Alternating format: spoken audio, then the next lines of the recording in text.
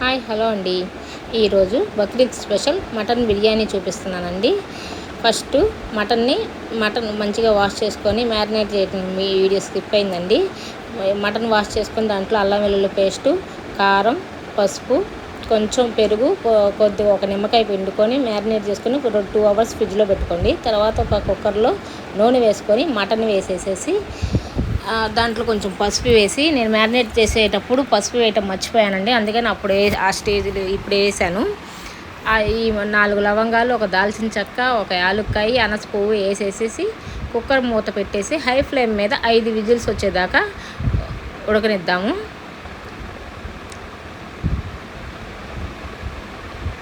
ఇప్పుడు అయిపోయిందండి. 5 విజిల్స్ వచ్చాయి. నేను మూత తీసి మొత్తం గాలిపోయాక మూత తీసి చూశాను. ముక్క ఉడికిందో లేదో చూసుకోవడానికి వేడి మీద ఉంటుందండి. జాగ్రత్తగా ముక్క తీయండి. ఒక గరిటె పెట్టుకొని ముక్క తీసి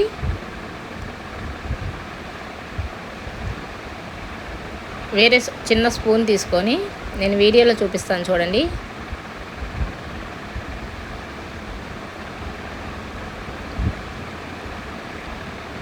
ఇలా చేస్తే స్మాష్ అయిపోద్దండి. ముక్క ఉడికింది. ఈ స్టేజ్లో ఉన్నప్పుడు మన ముక్కలన్నిటిని వేరే బౌల్లో డివైడ్ చేసుకొని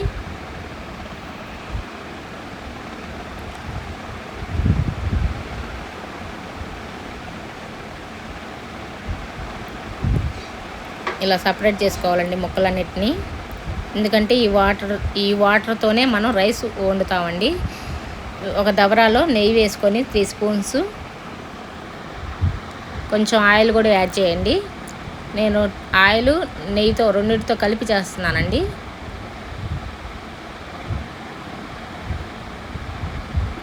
తర్వాత బిర్యానీ ఆకు, సాజీరా, లవంగాలు, యాలుక్కాయి, మరాఠీ మొగ్గ, అనస పువ్వు, బిర్యానీ పువ్వు కూడా వేసానండి. ఈ మసాలా దినుసులన్నీ వేయండి. కొద్ది మోతాదులో వేసానండి. ఇది రాగా మిక్సీ పట్టుకోకర్లేదండి, ఇలా వేసేయచ్చు. రాగా మిక్సీ పట్టే కంటే కూడా ఇలా వేసినా బాగానే ఉంటుందండి ఫ్లేవరు. తర్వాత పెద్ద సైజు ఆనియన్స్ ఒక 3 కట్ చేసుకొని పొడుగ్గా నూనెలో వేసేసేయండి. నూనెలో వేసిన తర్వాత కొంచెం దూరగా వేయించండి. కొంచెం కొద్దిగా సాల్ట్ వేయండి ఫ్రై అవ్వడానికి. కొంచెం అటు ఇటు కలతిప్పిన తర్వాత 3 స్పూన్స్ సాల్ట్ వేయండి. దాంట్లో మనకు కొంచెం మరీ బ్రౌన్ కలర్ ఏం అక్కర్లేదండి, లైట్గా వేగితే చాలు ఈ బిర్యానీకి. తర్వాత 5-6 పచ్చిమిర్చి వేయండి.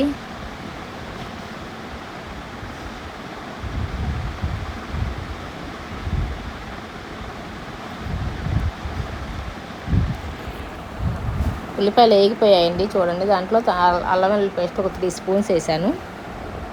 ఎందుకంటే మటన్లో కూడా వేసాం కాబట్టి అది చూసుకొని లెక్కగా వేసుకోవాలండి. 3 స్పూన్స్ అల్లం వెల్లుల్లి పేస్ట్ రైస్కి తగ్గట్టు వేసాను. అందులో ఉన్న రావాసన అంతా పోయేంత వరకు సన్న మంట మీద దోరగా వేయించండి. పచ్చిమిర్చి మనం చీలికలు చేసి వేయలేదు కాబట్టి అండి పేలే ఛాన్స్ ఉంది. కొంచెం వెంటనే కలతిప్పేసేసి మూత పెట్టేయండి. అవి నా మీద పడ్డాయి కాబట్టి మీకు చెప్తున్నాను. తర్వాత ఈ స్టేజ్లోనే వాష్ చేసి పెట్టుకున్న పుదీనా, కొత్తిమీరని వేసేయండి. ఎందుకంటే ఇందులో వేగితేనే మంచి అరోమా వస్తుందండి. మనం తర్వాత పిల్లలు పక్కకు తీయాలని అవి కనపడవు అన్నమాట. చాలా చక్కగా బాగుంటుంది. రైస్కి కూడా మంచి కలర్ వస్తుంది. తర్వాత రైస్కి, మటన్కి సరిపోయేంత టమాటాలు కూడా ముక్కలు కూడా కట్ చేసి పొడుగ్గా వేసేసేయండి. నేను 3 కట్ చేశానండి పెద్దవి.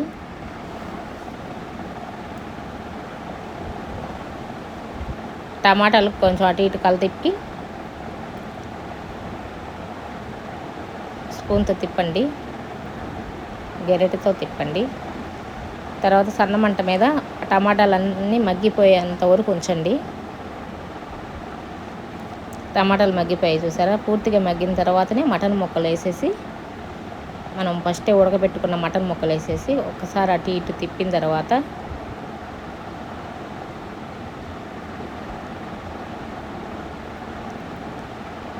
ఇలా తిప్పడం వల్ల ఏంటంటే అండి మటన్ మంచిగా దాంట్లో ఉన్న టమాటా ముక్క పులుపు, అల్లం వెల్లుల్లి పేస్టు అన్నీ చక్కగా పడతాయి. తర్వాత ఇంట్లో చేసుకున్నాం నేను బిర్యానీ మసాలా అండి 3 స్పూన్స్ వేసాను. నేను బయట నుంచి ఏ మసాలాలు వాడలేదండి. ఈ వీడియోలో చూస్తే మీకే తెలుస్తుంది.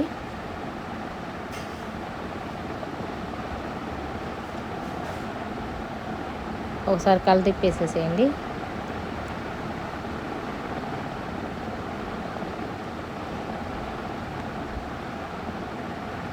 గట్టిగా తిప్పకండి, ముక్కలు చిదిపోతాయి, ఎందుకంటే ఆల్రెడీ ఉడికాయి కాబట్టి.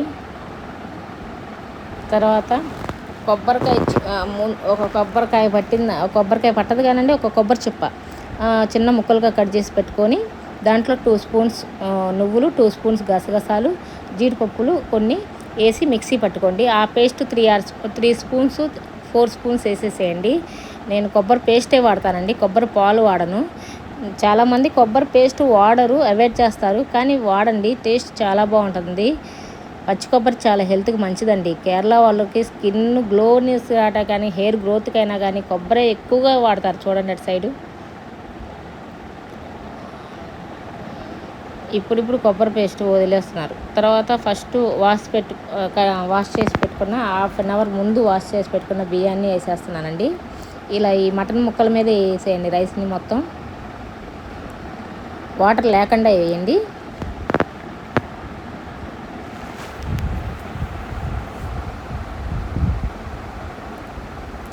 గట్టిగా తిప్పకండి, రైస్ ఇరిగిపోద్ది. స్లోగా తిప్పండి మ్యాక్సిమం.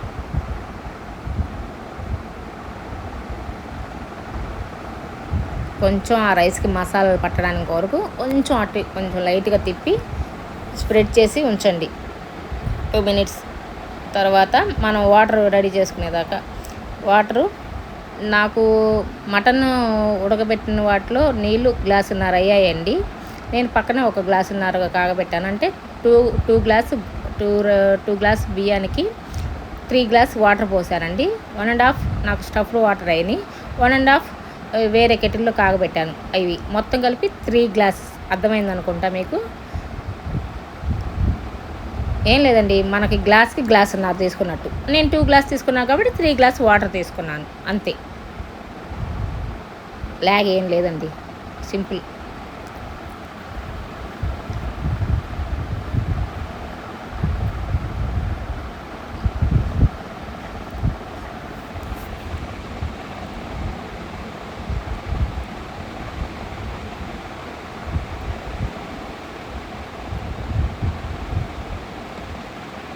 దాంట్లో ఉన్న 2 పీసెస్ కూడా వేసేస్తున్నాను. మా వారు మటన్ కాస్ట్లీ వేడిగా ఉన్నాయి కాబట్టి వాటర్ మాత్రం దాంతో పట్టుకొని పోసేసామండి. అలాగా అయిపోయేంత కొంచెం రైస్ నీరు మొత్తం తగ్గిపోయేంత వరకు హై ఫ్లేమ్ మీద 10 మినిట్స్ పెట్టుకొని ఒకసారి మొత్తం తిప్పుకొని హై ఫ్లేమ్ మీద నీళ్ళు తగ్గేంత వరకు ఉంచండి. ఎందుకంటే సన్న మంట మీద ఉడితే మెత్తబడిపోద్ది రైస్. అందుకని కొంచెం 10 మినిట్స్ మాత్రం హై ఫ్లేమ్ మీద పెట్టండి మంటను మాత్రం.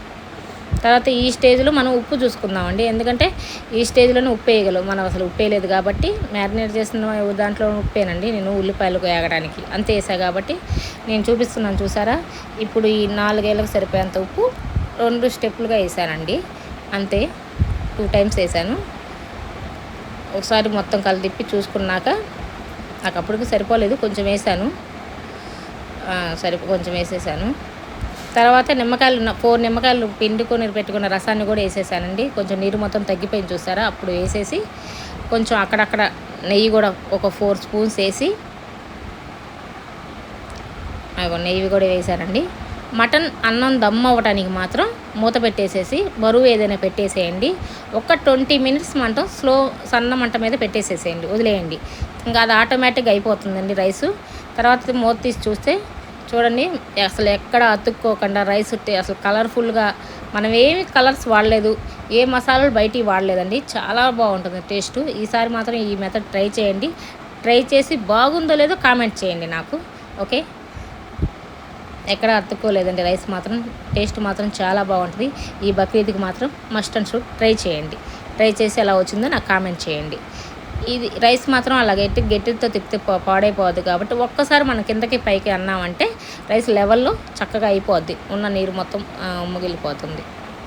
లైక్ చేయండి, షేర్ చేయండి, సబ్స్క్రైబ్ చేయండి.